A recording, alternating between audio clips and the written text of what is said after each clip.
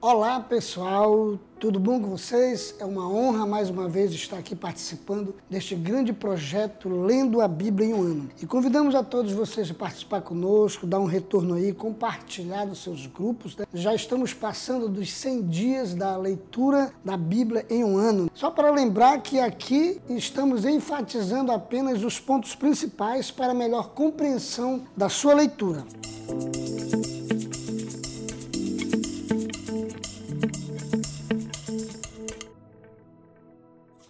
E dando continuidade ao projeto, essa primeira parte aqui da nossa leitura de hoje, o livro de Deuteronômio, capítulo 29 e 30, quero aqui destacar primeiro o propósito do capítulo 29 de Deuteronômio. Podemos perceber aí que no capítulo 29, no verso 1, Deus traz à lembrança o concerto, né? A aliança que fez com o povo no Monte Horebe, né? No antigo o Monte Sinai, aí no verso 1. E Deus manifesta através da vida de Moisés para o povo as provações que o povo passaram, né? Os sinais, as maravilhas que aconteceram no Egito, como vemos aí no verso 2 e 3. No verso 4, Moisés destaca que o povo não tinha entendimento espiritual dessas coisas. Então, Moisés precisava relembrar, repetir as ordenanças da aliança, as ordenanças do que foi concordado lá no Monte Horebe, no Monte Sinai, né? E Moisés, ele começa a detalhar todos os fatos que aconteceram, desde a escravidão do povo no Egito,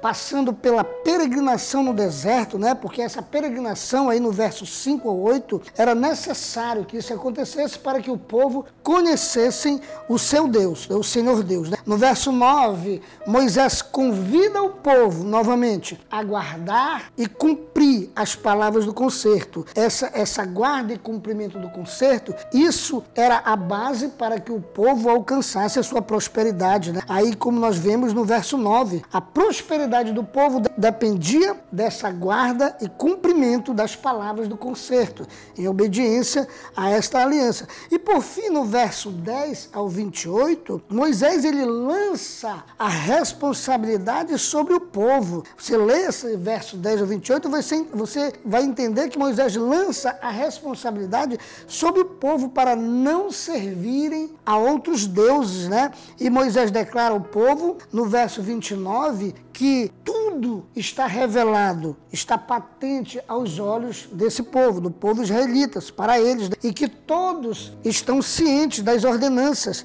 para serem cumpridas, aí no versos 29. Isso aí é o propósito do capítulo 29 de Deuteronômio. Já o capítulo 30, Deus apresenta claramente dois lados, né, para o povo escolher, a bênção e a maldição, aí no verso 1. No verso 2 ao 10, Deus ele apresenta o que de bom acontecerá se o povo der ouvido e obedecer à voz do seu Deus. E Deus esclarece, através da escrita, que suas verdades não estão ocultas, como vemos aí no verso 11 ao 18, e que não haverá desculpas para a desobediência. E percebe-se no verso 19, aí na nossa leitura, percebe-se o livre-arbítrio e o conselho de Deus diante da decisão, quando o Senhor Deus sugere: escolhe a vida para que vivas. Essa é a nossa primeira parte de nossa leitura de hoje. Na segunda parte, quero me ater aqui no livro de Jó, no capítulo 18. Percebemos aí no capítulo 18 uma indignação de um amigo de Jó, Bildade. Bildade se indigna.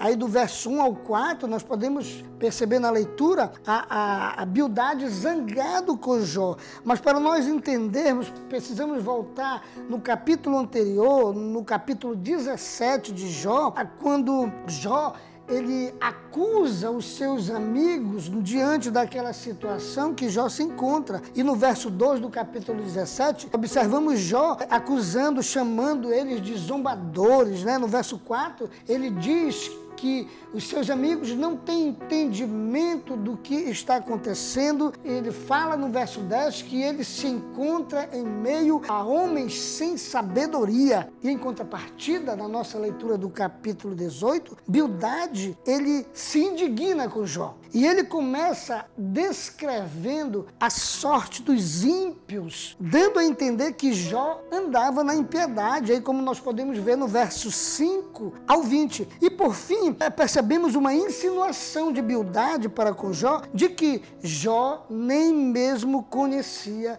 o seu Deus, não podendo então ser declarado justo. Aí como nós podemos perceber no verso 21. Mas, entretanto, porém, todavia, entendemos que nem todo sofrimento é resultado do pecado e que a justiça de Deus muitas vezes ultrapassa a nossa compreensão humana. Então essa aí é a nossa segunda parte, no livro de Jó, capítulo 18. A terceira parte da nossa leitura de hoje, ficamos ali no livro de Atos, capítulo 7, de 1 a 22, quando nós percebemos ali o discurso de Estevão diante do Sinédrio. Para entendermos esse discurso, voltamos também ao capítulo 6, do verso 8 ao 15, quando fatos acontecem por meio da vida de Estevão. E Estevão, cheio do Espírito Santo, aí no capítulo 6, que não é a nossa leitura, mas para entender, Estevão, cheio do Espírito Santo, ele manifesta sinais, prodígios, maravilha e fé e poder, devido a ele estar cheio do Espírito Santo. Isso causa inveja. Isso causa inveja por causa da sua muita sabedoria do Espírito. Podemos perceber no verso 10 ao 15. Estevão, ele é acusado pelo povo de blasfemar contra a lei, blasfemar contra o clero judaico, E ele é forçado a ir responder diante do Sinédrio. E aí, entendendo esse capítulo 6, 8 ao 15, nós voltamos para a nossa leitura de Atos 7, de 1 a 22, que no versículo 1, o sumo sacerdote pergunta para Estevão: é certo que isto que você está falando está acontecendo? Aí Estevão é obrigado a descrever toda a história do povo de Israel. E no verso 2 ao 7, ele declara, ele manifesta a história de Israel desde a chamada de Abraão, passando pela peregrinação do povo e a promessa de Abraão ser um povo numeroso. E ele manifesta também no verso 8 o nascimento de Isaac, de Jacó e dos 12 patriarcas. Aí você pode ler no verso 8. Já no verso 9, ele manifesta a traição dos patriarcas quando venderam José para o Egito. E como Deus deu livramento para José, tornando-o governador do Egito, como podemos ler aí no verso 10. E essa descrição de Estevão, esse discurso diante do Sinédrio, ele vai até a escravidão do povo no Egito, no verso 18 e 19, quando do nascimento de Moisés, que é o grande libertador do povo de Israel. Nós podemos fazer essa leitura do verso 20 ao 22. E aqui nós terminamos de enfatizar os pontos principais da sua leitura para a melhor compreensão desse dia. Muito obrigado. Deus abençoe vocês. Convidamos você a compartilhar, dar um like, dar um joia, nos dar retorno de como está sendo esse projeto na sua vida e na nossa igreja. Deus abençoe a todos.